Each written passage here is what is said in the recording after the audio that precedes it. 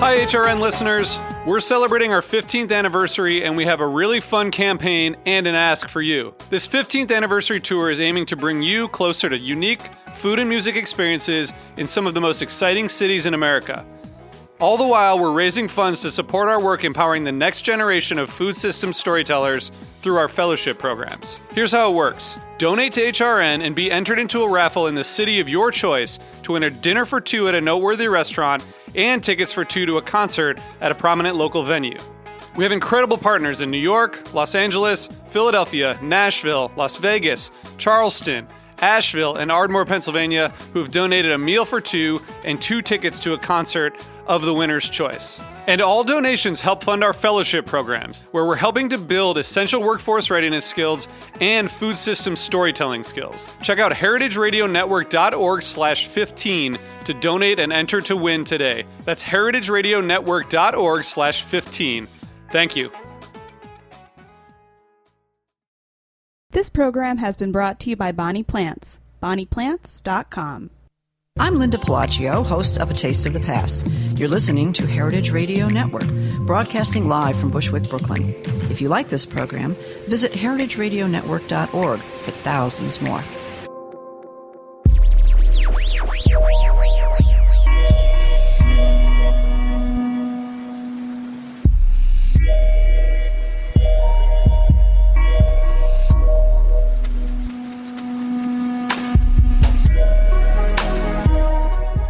All right. Thanks so much for tuning in to the Heritage Radio Network. We are coming to you, as always, live from the back of Roberta's Pizza here in Bushwick, Brooklyn. You, of course, are listening to the Farm Report. I'm your host, Erin Fairbanks. Off air, I am the Executive Director of the Heritage Radio Network. On air, on the Farm Report every week, we talk about the nitty-gritty of food production, and today is no different. We are joined on the line by Carrie Balkcom. Carrie is the Executive Director of the American Grassfed Association, and she's calling in from Denver, Colorado. Carrie, welcome to the show.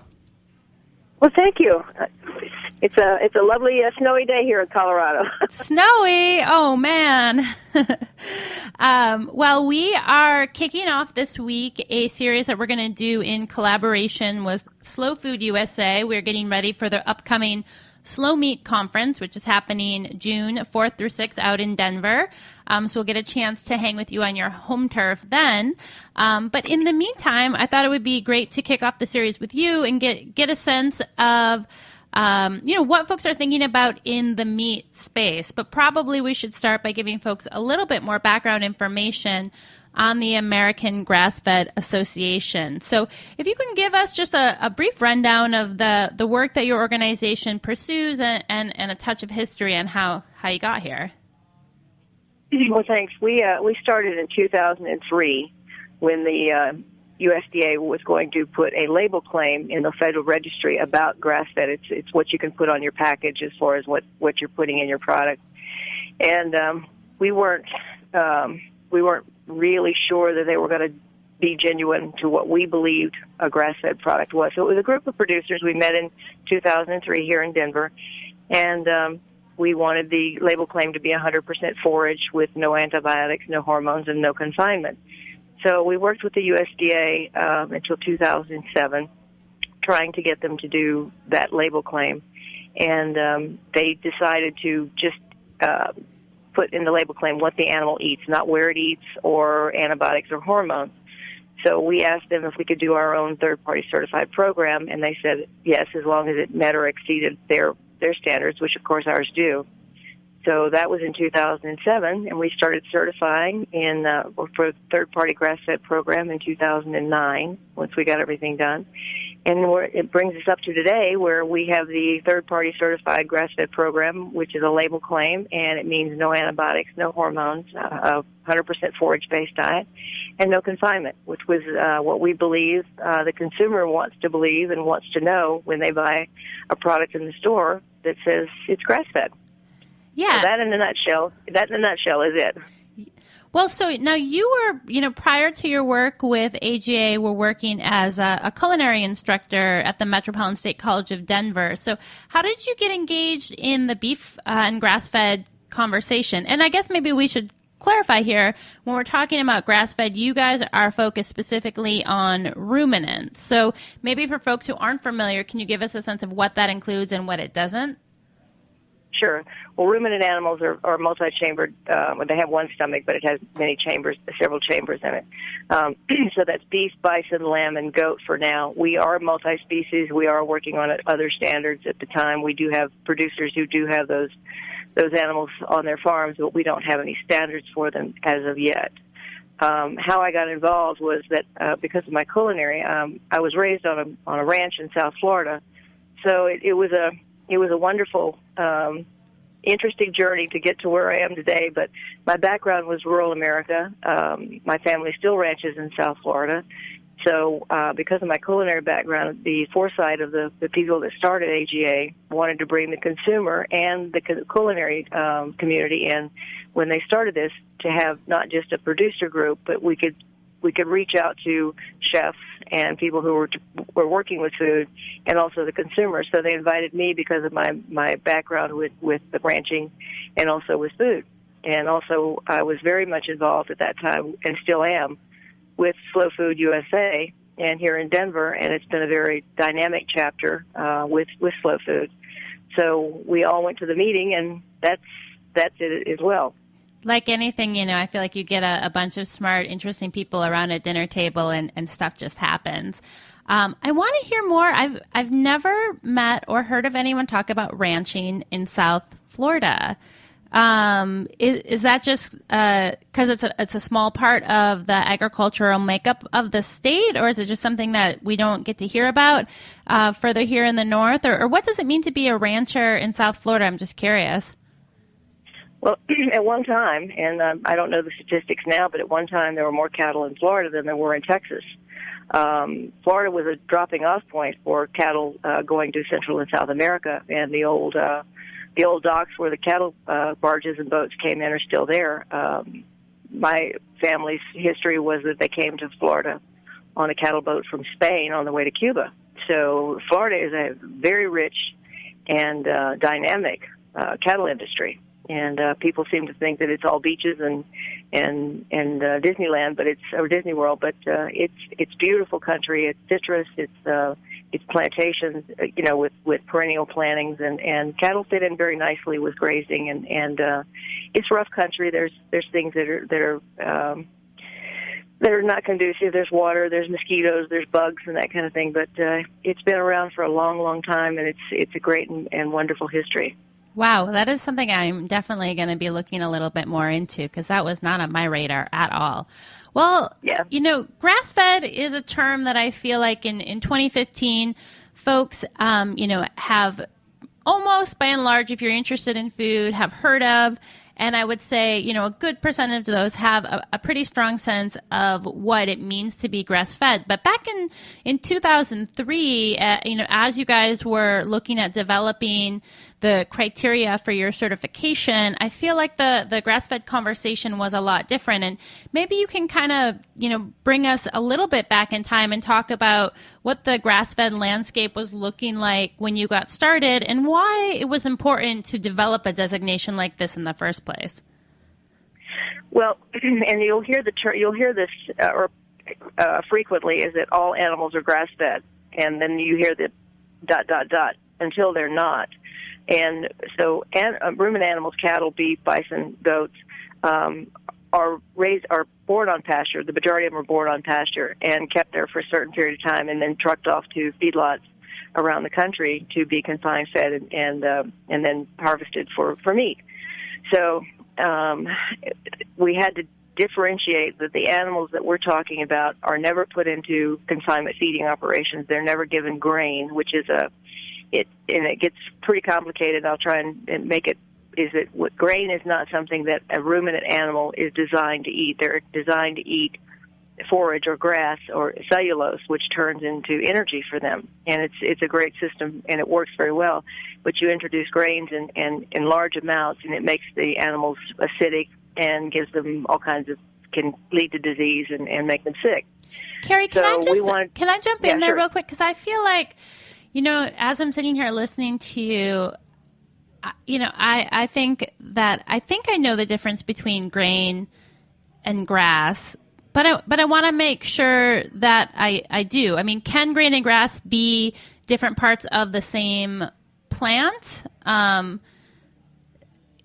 Does that make sense? Like, I know that, like, when cows are grazing on pasture, other ruminant animals are grazing on pasture, they're I think of a kind of like lush green fields, and grain as something different, but not, as I'm sitting here, I'm like, maybe I actually don't understand the difference between grain and grass plant as much as I thought I did. Does that make sense?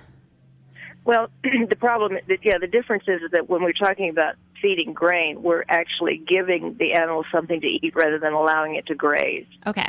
Does that make sense? And also, the lush green pastures, you do have seed heads and things in the pasture that could be, yes, but it's the difference in the way the animal's fed and allowing the animals to eat what it's designed to eat, and then feeding something that it's not designed to eat. So, and then also not allowing it to graze in the pasture and holding it in a small area and confined with other animals where it doesn't have grass to forage on. Right. And then because the other component, and something I feel like we hear and think about a lot here in the Northeast, and obviously is a concern for you guys too. As you mentioned, it is snowing today in April. It is that there's not pasture year round. So hopefully, can you kind of explain, like, what do we think of as kind of grass in the winter months? Well, absolutely. And animals have been, domesticated animals, before we domesticated them, survived on being able to have things that they knew how to eat. And what we do now, and what domesticated animals eat on, and farmers do, is they stockpile forages. And if you go by ranches and you or farms and you're driving down the highway and you see these big bales of hay or silage or baleage, these farmers put up things for these animals to eat during the winter months.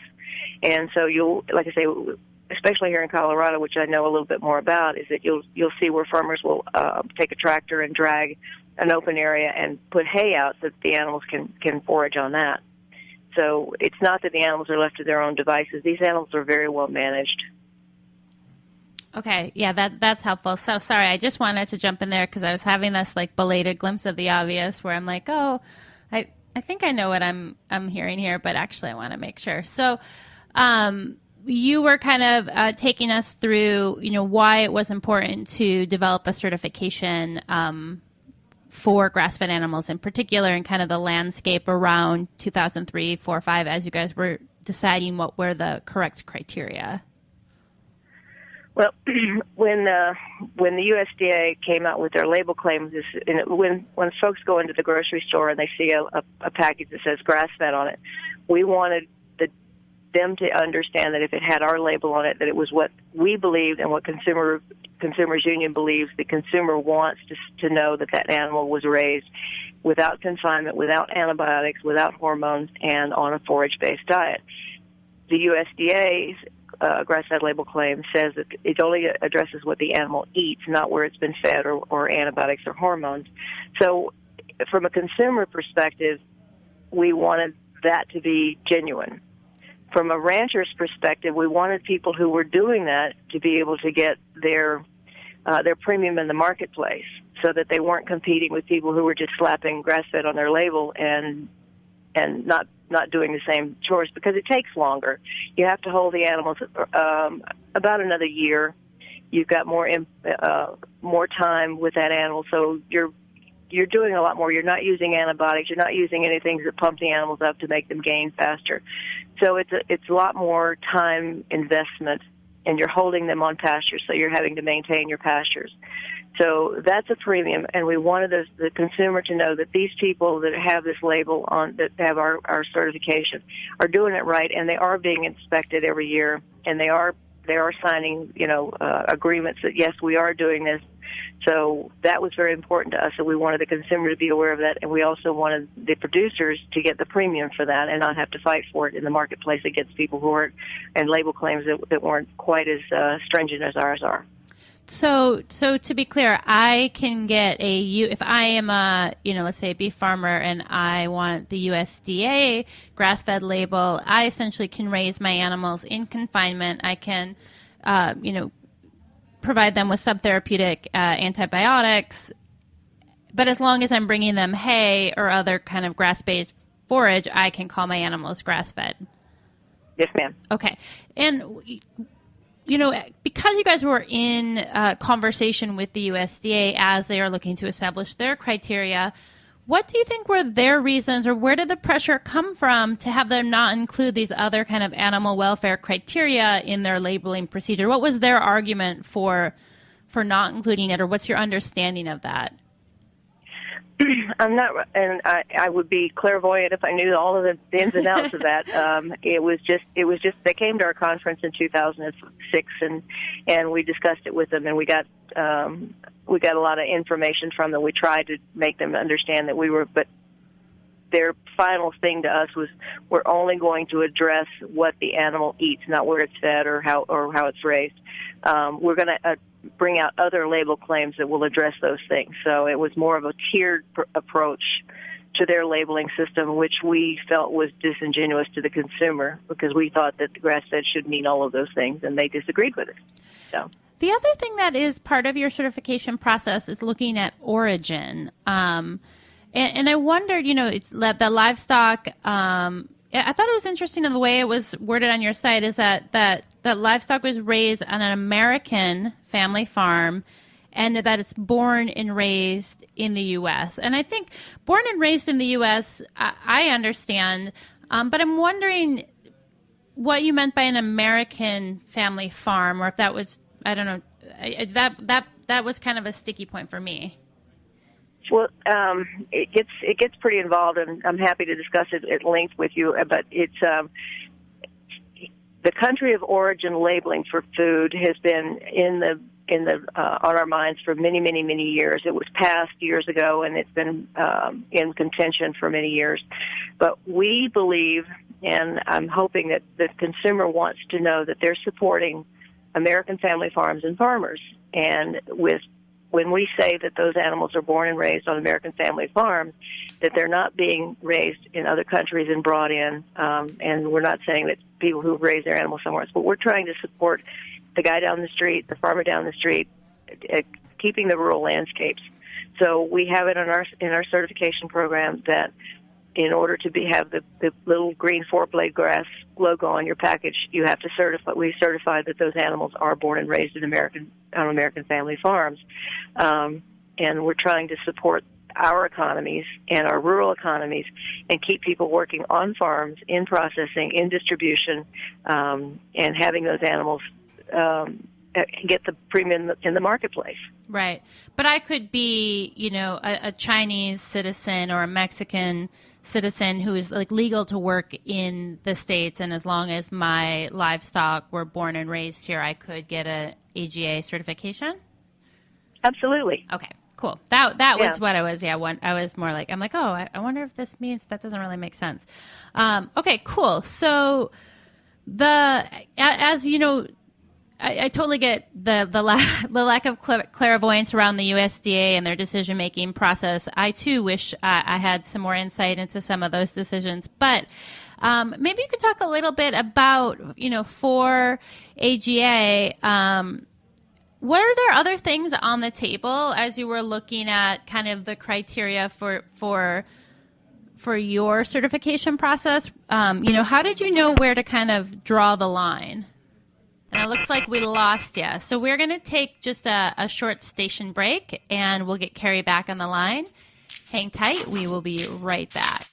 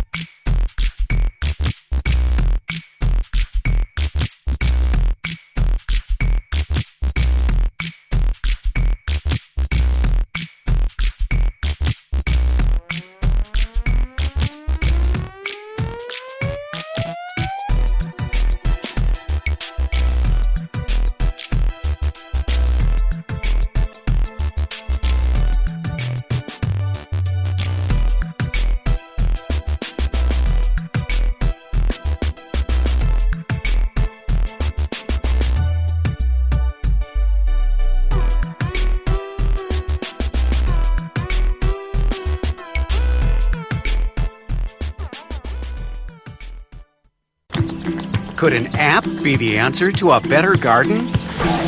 Absolutely. It's the new free app, Homegrown with Bonnie Plants. Note, track, and photograph your garden's progress. Personalize your weather and reminders. Get variety info, grow guides, hands-free dictation, and more. The Homegrown with Bonnie Plants app, the sharpest tool in your garden. Download it free on the App Store. Hello, this is Mark Ladner from Del Posto, and you're listening to Heritage Radio Network. And we are back. Of course, you're tuned into the Farm Report. We are on the line with Carrie Balkcom. She is the Executive Director of the American Grassfed Association. And Carrie, welcome back. Before we went to a quick station break, I was asking a little bit about when you guys were kind of deciding on the criteria that you would include in your certification process. Were there other things that kind of came up that you thought about including and ended up not choosing? And just curious, like how you guys, decided where to draw the line. Well, the one great thing about AGA and when this formation is that the bulk of our certification process and standards process are producers. We do have researchers and scientists that, of course, we call on for that kind of thing, for information, but it's all producers. So everything that we did was based on production by people who are actually raising grass-fed. It wasn't a bunch of people that don't know anything about it or they're not boots on the ground, if you want to, so to speak. So as far as things that we wanted to put in there, we made it very user-friendly for the producer. We allowed some supplementation, like with silage, baleage, and haylage. Those are the things that you see we talked about earlier. So as science evolves about the gut of the ruminant animal, we look at things very closely, but it's always done from a producer's point of view. And then we bring in the scientists and say, will this work? So that's very important to us, and we will always do that, that the farmers and the ranchers that we work with know that the standards that they're working with are being written and reviewed by people who know what they're talking about. Yeah, I know that I saw, of course, Will Harris of White Oak Pasture, who's been a long time supporter of the network, is part of your main kind of decision-making team, which is super exciting to see, of course. Well, so, you decide in 2003 that there's a need to designate these kind of animal welfare and animal production practices, and you go through the trouble of kind of convening a group of leaders in the industry and figuring out what the criteria is going to be. And then, of course, there's elements of, designing the certification process and figuring out what that's going to, mean and look like and how long it will be and the, regulatory environment for that. But I'm wondering, it's kind of like one of those, like, if you build it, they will come scenarios. Was there kind of an immediate response from producers who were growing animals in this way? Were people knocking on your doors for the certification? I mean, how does one kind of build a label that has power? I feel so often in the food world, there's a lot of words that are tossed around. Some mean things, others don't mean things. And, you guys were definitely looking to put a very strict and transparent thing into place. But, how do you kind of start building that reputation, and how do producers and or kind of consumers start knowing to kind of look for that and ask for that? And what was that process like? How fast or slow did it happen? And is it happening? Well, it is happening. It's hard to quantify it. We started in 2003 with about a dozen members, and so we've definitely gotten bigger since then. We're up about, we're way up there now, and I don't have the figures in front of me. I apologize, and I didn't ask the database person for them this morning. I guess I should have coming into this call. But when you have people who, and if you look at our board of directors, and if you look at their producer members on our website, and quite frankly, we built very organically. We didn't have a lot of money. We don't have a lot of money. We work very closely with producers. We don't charge a lot of money for the certification because we don't want to put that burden on the producer to have to maintain a very expensive auditing process. So it's all very organic growth. But when you have producers like Will Harris, like the Davises and all these producers in Texas and the Wisnets in Missouri and homegrown meats in California and John Whiteside in Virginia, and I'm just naming a few off the top of my head because they came across my desk yesterday, and my board of directors and Tomcat Ranch in California. And we built it like the old, and I can't remember the name of the shampoo that when you tell two friends, and it kept growing and growing. Oh, and right, growing. right, yeah. And I think the greatest thing, and this kind of brings it to Slow, is that we got very involved with Slow Food, and we put it out to those consumers, and those consumers now know what it means when they see grass-fed on a label and it doesn't have our sticker on it. And they're starting to ask those questions. They started asking those questions, and that has brought the supply side to us to say, where can we get this? And their meat buyers are now saying, okay, we know the difference now. Where can we get this? So that's how we did it. We're doing it pretty organically and without a lot of media coverage, and we're grateful for what you're doing today. But that's how it started. And quite frankly, our meeting in 2006 when the USDA came out is that within 1 week we put it out to Slow Food USA. And in 1 weekend, we got 19,000 comments into the USDA from Slow and concerned people because they put it out to their network. So that was very powerful. Wow, that is great to hear. So, obviously, looking to convene in early June with people in all different kind of walks of the meat production and marketing and consumers and kind of having a meeting of the minds to talk about how do we extricate ourselves from the current kind of meat culture in the United States. And I'm wondering, like, for you, you're looking at this really special opportunity to talk to a lot of influencers all in one space. For you personally, and then, of course, for your organization, maybe these are the same things, maybe they're a little bit different. What are your kind of hopes for that conference, and why is it important to do conferences like this? What would success look like? Gosh, we've got to get past the hype and the hyperbole around marketing of meat. And the consumer, the informed consumer, which we talk about a lot because American consumers are really smart and savvy, and they're starting to be even more so with reading labels, and they're starting to question those cute little packages that have cute little red hat farmhouses on them in the meat market.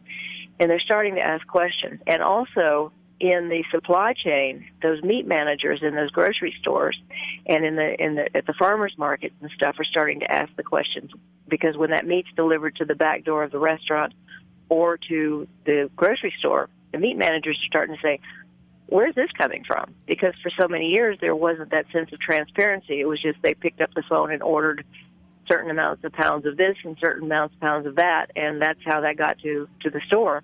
And those meat managers and those meat people in the supply chain are very important, and they're making the change as well. And we're very, very thrilled that we get lots of calls from people saying, "Tell me about this, educate me about this." So I think the conference in June, with having that conversation, they're starting to question everything, and I think we should. So that's where that's coming from. And again, I can't say enough great things about the way that Slow just picked up the gauntlet and helped those family farms. And they go to the farmers market and they question the people that are selling meat at the farmers market. And the growth of community supported agriculture, CSAs, has been great because they're buying directly from farms. And that's been very important and very powerful. And people are taking notice, and you read about it a lot. Well, so, I mean, that's like the other thing. I think it's always interesting to me to speak to people who are in a position like yours where you're also have this direct line to producers. You're able to kind of hear from them, what's working, what's not working, kind of like the struggles, the frustrations. I wonder if you can give us some kind of broad strokes about what you're hearing from your farmers. What are their kind of primary areas of concern? Is it, farmland conservation? Is it access to market? Is it processing or slaughterhouses? I mean, what are the kind of key issues? And are they different in different parts of the country? Well, you touched on a really great one, and thank you for bringing it up, is processing, because you can raise the greatest animals in the world for the production of food, but if you can't get it to market, you're stymied. So processing is really critical, and something we're working on very, very diligently to allow small family farms to have places to take their animals, because the consolidation of processing in the United States has been over the last 20, 25 years, has gotten to the point that these big plants produce most of the meat in this country. So these smaller plants, we're working very hard to either keep them open or get them open so that these farmers can take smaller amounts of animals in. So that's critical. The other thing is farmers want to farm, and so in helping them develop supply chains it's very important so that people can help them distribute their food, to market their food and that kind of thing, and do it in a genuine way. So that's very important, and take part of the pie, but not all of the pie, so that these farmers can get their premium in the marketplace as well. Because it's hard. Those marketing jobs take time, energy, and effort, and the farmer needs to be on the farm to maintain the integrity of what he or she is doing. So we need that supply chain to understand that. Well, and that marketing kind of brings up another thing that we have to touch on when we're talking about grass-fed, because I think bottom line is, consumers, I feel like by and large, when they know that there is an opportunity to kind of quote unquote like do the right thing and it's within their means and their life to kind of access that, they still need to enjoy the final product. Ultimately the beef, the goat, it still has to taste good. And I wonder if you can talk a little bit about kind of like taste and flavor and kind of what you're getting in a grass-fed animal that you're not going to get in a grain-fed or a grain-finished animal. Well, it's the taste is interesting, because for years people said it doesn't taste the same, and my point was always, well, thank you, that you should taste the difference in the meat. It's a taste that's closer to the earth. There's a term out there called terre noire, and it's what the animal is eating is what you should be tasting. So whatever grasses and waters and all of the things that are in the soils that animals been raised on should come through in the product. It is a little bit more dense. It's not you can't cut it with a butter knife or a fork in a lot of cases. You should be able to enjoy it. It chews a little better. It's a little beefier or denser. So, and I think that the American consumer is now realizing that it shouldn't be it should taste different, and there should be variations in it. And something that we've said for a long time, and I've heard this from a lot of people, is that we'd like the meat case to look more like the seafood case or the cheese case. There should be variations. There should be breed differences. There should be geographic differences. There should be seasonal differences in things. When you go to the meat case, instead of just ordering a pound of this or a pound of that, tell me what I'm buying. And that's where the meat buyers come in, because they're starting to realize it. And from what I hear and from the people that I talk to when I have a chance to, is that they're excited about changing the quality and the change in the meat case too, because it's really nice to have that variety in the meat case. And what do you say? Because I'm sure this question comes up for you. We're like, oh, well, Carrie, that's all well and good. And, of course, we want to raise animals out on pasture. But, there's a lot of hungry people, and we need to feed the world. Well, we need to and this is something that I say, and I hope everybody understands it, is that as far as feeding the world, we need to give the world the tools to feed itself. and it means that we can't supply enough food to feed everyone. We have to move the centralization of food production and into other countries to give them the tools to grow and produce food closer to where they live, rather than trucking it or exporting it to other places. And that's a heady question, and that's a tough one. Yeah, I know. I'm sorry, I don't mean to put you on the spot. I just feel like it's the thing okay. that always people are always throwing that back. And I think, to me, there is like a moment where, in my evolution and kind of thinking about this question and thinking about it as it applies to the different spaces that my world touches on, I can't help but kind of keep coming back to the same place. It's like, I just think that's the wrong question. It's not that like you're already making so many assumptions when you start from that space that like our conversation needs to kind of go back in time and start a little bit sooner. I read this amazing quote the other day where somebody turned to someone else and asked, when do you begin raising a child? And the answer was, it's probably about 100 years or so before the child is born, because ultimately it's at that point that you're starting to shape the world and the environment that the child is going to be able to live in. So in a way, we're just kind of like currently acting as stewards for future generations. And that has given me a lot to chew on in the last couple of days. And I think that there's a real kind of relation between the answer to that question and the answer to, how are we going to feed the world? And I'm really looking forward to getting a chance to say hello in person out in June. I know if folks want to find out more about your work, they can visit the website, which is just AmericanGrassfed.org. What is the best way for them to support your work and your organization? Well, read labels, ask questions, buy from family farms and farmers who are certified by us. That's the best thing you can do.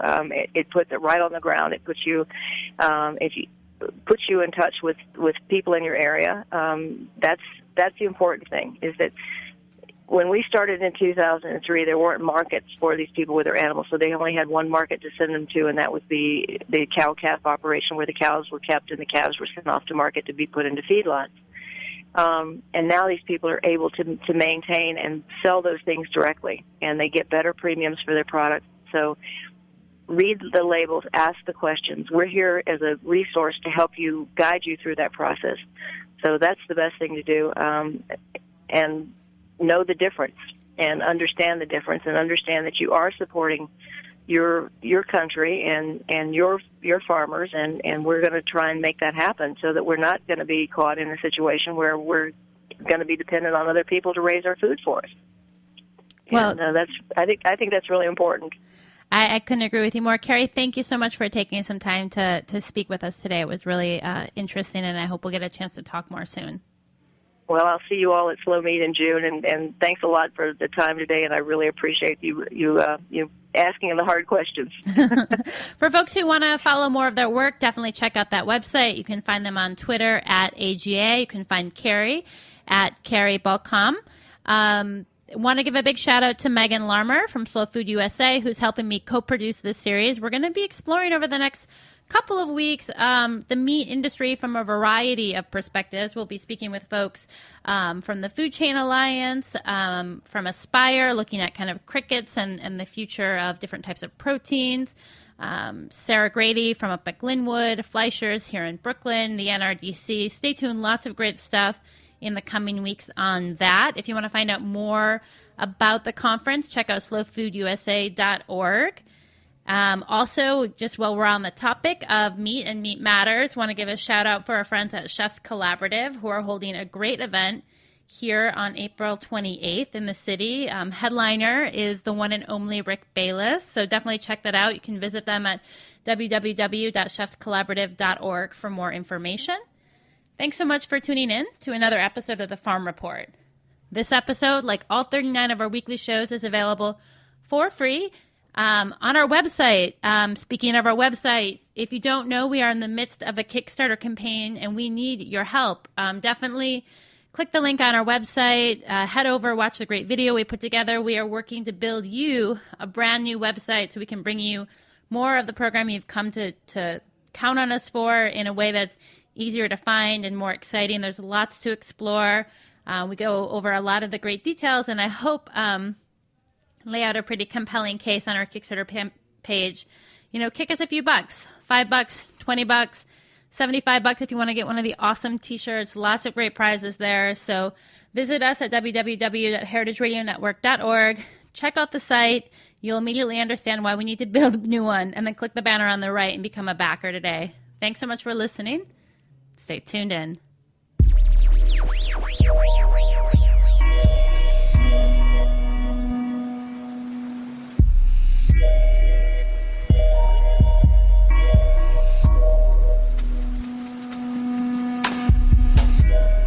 Thanks for listening to this program on heritageradionetwork.org. You can find all of our archived programs on our website or as podcasts in the iTunes Store by searching Heritage Radio Network. You can like us on Facebook and follow us on Twitter at heritage_radio. You can email us questions anytime at info@heritageradionetwork.org. Heritage Radio Network is a 501c3 nonprofit. To donate and become a member, visit our website today. Thanks for listening.